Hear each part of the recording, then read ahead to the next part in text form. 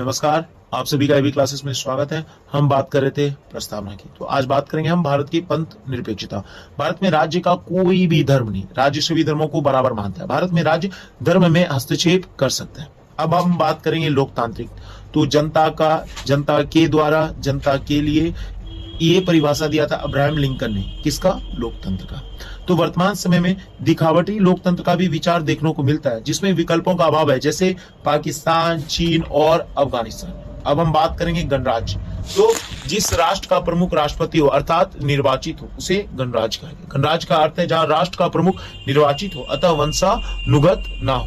लोकतंत्र में भी सरकार का जो प्रमुख होता है वो निर्वाचित होता है। ब्रिटेन लोकतंत्र है पर गणराज्य नहीं है। अब हम बात करेंगे न्याय, जो रूस 1917 सोवियत क्रांति से लिया गया। न्याय 3 प्रकार की होती है: सामाजिक, आर्थिक और राजनीतिक। सामाजिक न्याय का अर्थ है कि समाज में सभी को समानता, स्वतंत्रता की स्थापना करना। और ये हम पढ़ेंगे आर्टिकल 37, आर्टिकल 38, आर्टिकल 46 और आर्टिकल 47 के अंतर्गत। उसके बाद आता है आर्थिक न्याय, जिसमें संसाधनों का उचित वितरण और संसाधनों पर समान अधिकार के बारे में बताया गया।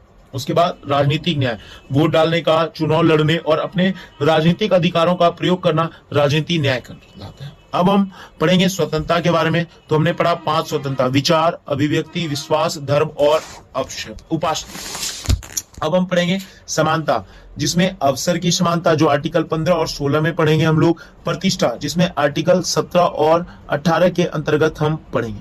अब बात है बंधुत्व अर्थात भाईचारा। तो भाईचारा को 2 भागों में बताया गया, 2 शब्दों में बताया गया: एकता और अखंडता। एकता क्या है? लोगों के मध्य सांस्कृतिक लगाव होना एकता कहलाता है। अखंडता क्या है? लोगों के मध्य भौगोलिक लगाव होना अखंडता कहलाता है। इस प्रकार हमने संविधान में प्रस्तावना के कुछ मुख्य शब्दों को विस्तार रूप से पढ़ा। अब बात है कि संविधान का भाग प्रस्तावना है या नहीं। तो बेरुवारी बनाम भारतीय संघवाद में 1960 में सुप्रीम कोर्ट ने प्रस्तावना को संविधान का भाग नहीं माना, अतः प्रस्तावना में संशोधन नहीं किया जा सकता। फिर केशवानंद भारती बनाम केरल राज्य, जो 1973 में हुआ, इस वाद में सुप्रीम कोर्ट ने यह निर्णय लिया कि प्रस्तावना संविधान का भाग है और इसमें संशोधन किया जा सकता है, परंतु सुप्रीम कोर्ट ने मूलभूत ढांचे का सिद्धांत दिया, अतः मूलभूत ढांचे में संशोधन नहीं किया जा सकता, जैसे समानता, बंधुत्व, लोकतंत्र और स्वतंत्रता।